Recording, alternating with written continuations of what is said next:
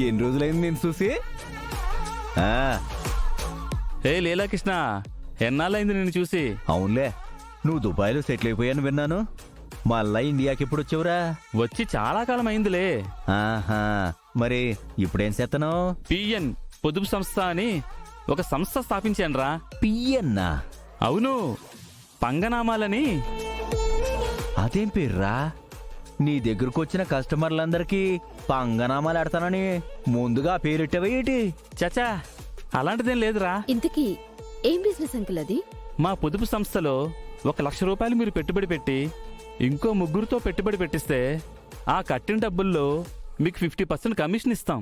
ఏంటండి, మేము 1,00,000 కట్టి మరో ముగ్గురితో 3 లక్షలు కట్టిస్తే మాకు 1,50,000 కమిషన్ ఇస్తారా?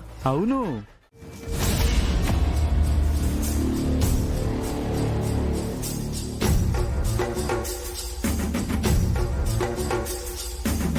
బాబాయ్, హ్మ్, మీ ఫ్రెండ్ ఎలాంటి వాడు? ఆడో పెద్ద కంత్రిగడమ్మాయి. ఇలాంటి బిజినెస్లు శానా రాష్ట్రాల్లో పెట్టి దుకాణం సర్దిసుకుని దుబాయ్ పారిపోయాడు. ఓహో, మళ్ళీ ఇన్నాళ్ళకి ఇండియాకి వచ్చాడు. నాకు తెలిసి ఈడెక్కువ కాలం ఈడుండడం. డబ్బులు దండుకుని జెండా పీకెత్తాడు.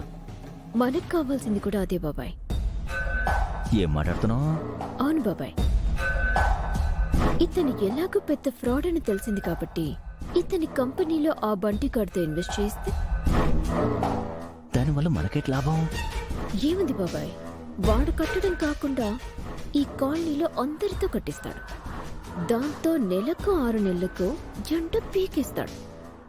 అప్పుడు కాలనీ జనాలందరూ వంటికాడి మీద కథ పడతారు. అప్పుడు సత్యవతి ఫ్యామిలీ కూడా ఊరు వదిలిపెట్టి పారిపోవడము, లేదంటే వంటికాడు జైలుకి వెళ్లటము 100% జరుగుతుంది.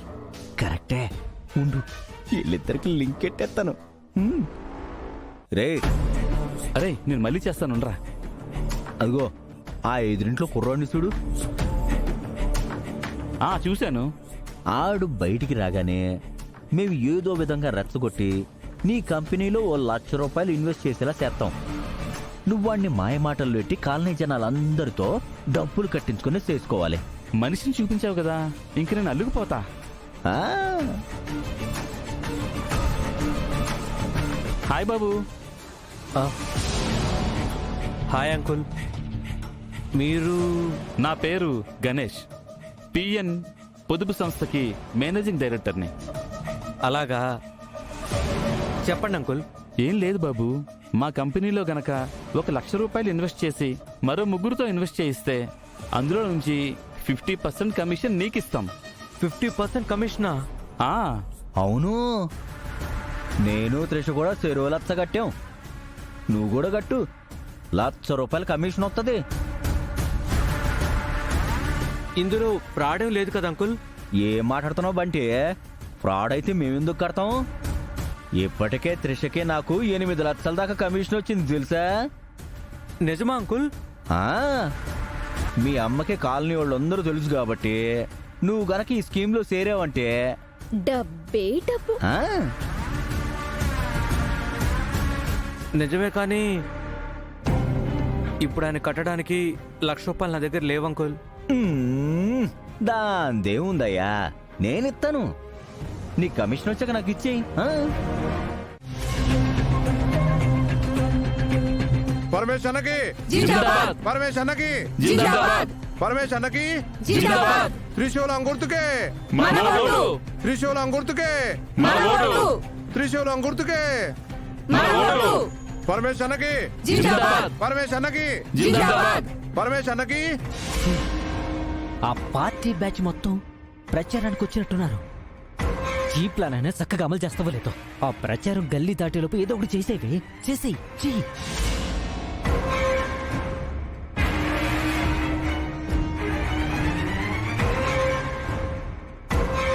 తమ్ముడు, ఇదిగో ఇక్కడ హెల్పర్స్ గా చేస్తే ముష్టి 500 ఇస్తారు. నేను చెప్పినట్టు చేస్తే 1000 రూపాయలు ఇస్తాను, సరేనా? అదే పార్టీ ప్రచారానికి వస్తే 1000 రూపాయలిచ్చి బిర్యానీ కూడా పెడతారు. నీతో వస్తానక్క. ఒకసారి టైం చెక్ చేయి. ఓకే అత్తయ్య, టైం ఎంత అయింది? తమ్ముడు పక్కకొచ్చేసి.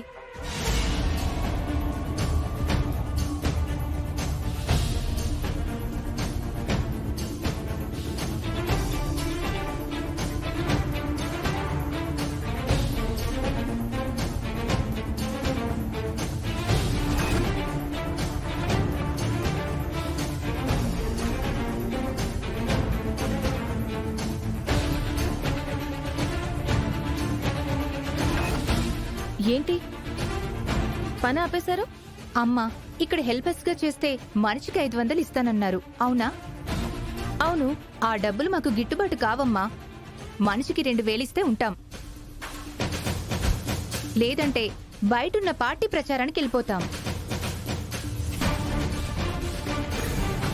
చూడండి, 500 రూపాయలు ఒప్పుకునే కదా వచ్చారు. ఇలా మధ్యలో వెళ్ళిపోతామంటే కరెక్ట్ కాదు. మీకు అంతగా కావాలంటే ఇంకొక 500 కల్పిస్తాను. ప్లీజ్ పని చేయండి.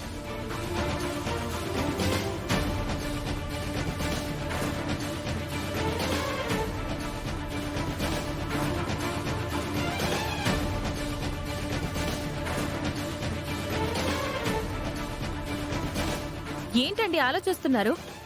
మీరు అడిగిన దానికన్నా డబ్బులు ఇస్తానంటున్నాను కదా. గిట్టుబాటు కాదమ్మా, 2000 ఇస్తానంటేనే ఉంటాం. ఈ స్వీట్ పోటీ ఎలా ఆపాలా అని ఆలోచిస్తుంటే బ్రహ్మాండమైన అవకాశం దొరికింది. వీళ్ళందరినీ రెచ్చగొట్టి పోటీ నుంచి గంటిద్దాం బాబాయ్.